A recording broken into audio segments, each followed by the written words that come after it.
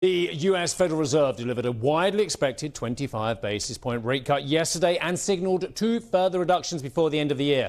It comes amid concerns surrounding the weakness of the US labour market and was characterised by Chair Jerome Powell in his post-decision press conference as risk management. The committee voted 11-1. Who's the one? 11-1 to lower rates by 25 basis points with less dissent than expected. Yeah, Waller and Bowman were in line with what the Fed chair voted. The Trump appointee, Stephen Miran, though, was the only member not to back the cut. He did back a cut, though. He called for 50 basis point reduction. Now, in terms of the path ahead for rates, the latest dot plot...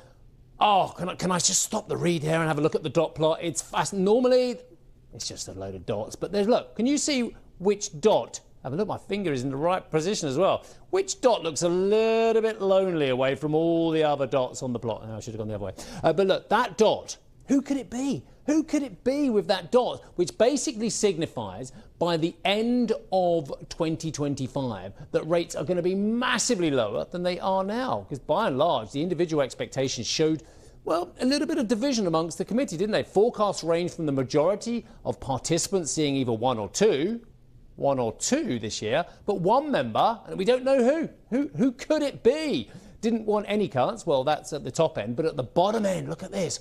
Another appointee, or another member of the FOMC, pointed to 1.25 percentage points in further reductions this year. Could it be Miran? Could it be Miran? We're guessing it might be. Anyway, in his press conference, Powell outlined the need for the Fed to balance its dual mandate. Changes to government policies continue to evolve, and their effects on the economy remain uncertain. Higher tariffs have begun to push up prices in some categories of goods, but their overall effects on economic activity and inflation remain to be seen. A reasonable base case is that the effects on inflation will be relatively short-lived, a one-time shift in the price level. But it is also possible that the inflationary effects could instead be more persistent, and that is a risk to be assessed and managed. Our obligation is to ensure that a one-time increase in the price level does not become an ongoing inflation problem. In the near term, risks to inflation are tilted to the upside and risks to employment to the downside, a challenging situation. When our goals are in tension like this, our framework calls for us to balance both sides of our dual mandate.